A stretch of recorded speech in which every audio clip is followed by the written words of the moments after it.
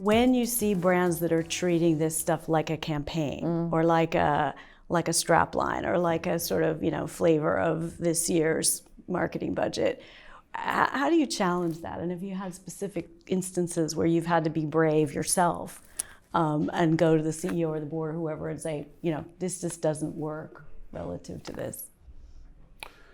Well, I mean, I think most instances, most of the projects that we work on, I don't think we ever get into that situation. So our executive leadership are very involved in, a lot of the I think the danger is where you aren't connecting this to the decision making in the organization, and the danger is some group off here does something a bit rogue, and a lot of the things that it's not about brand control.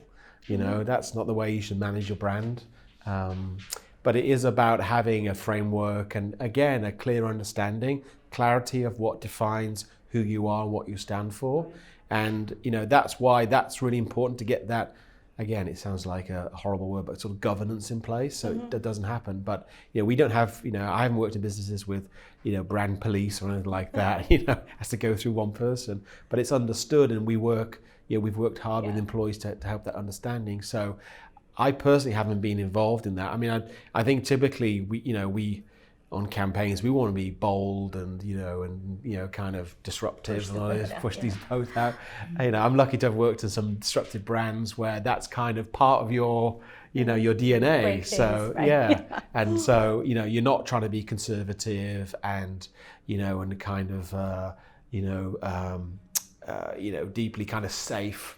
So most tech brands try and want to do something different. So I've worked in that space, but there's always a taste element to what you do as well. Yeah. And I think I'm lucky to have worked in businesses where we have that framework in place, and that's all part of building a purpose-driven culture. It's not just coming up with the idea and saying it's done. Is how do we make sure that we keep people on those rails and reinforce. And so we never need. It's like any communications idea. I think there's reinforcing. Yeah, I think campaigns tend to have communications and business targets which are shorter term, whereas your purpose would be measured over, whether you're delivering on your purpose would be measured longer term. So therefore, if the objectives for the purpose are sales driven and only sales driven, then I think you would push back in that space.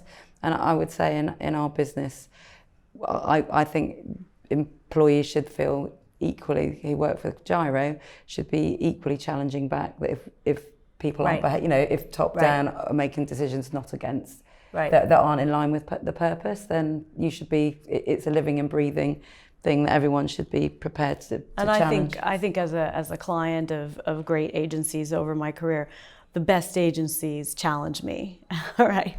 And actually, challenge me around the thinking, but also challenge me around, would this be aligned with what you've said is the bigger idea? I was going to add, I know you want to jump in. the sort of short versus long-term hitter chord, actually still had forgotten, but I remember we had a new CEO and he said, okay, we're going to be customer-led.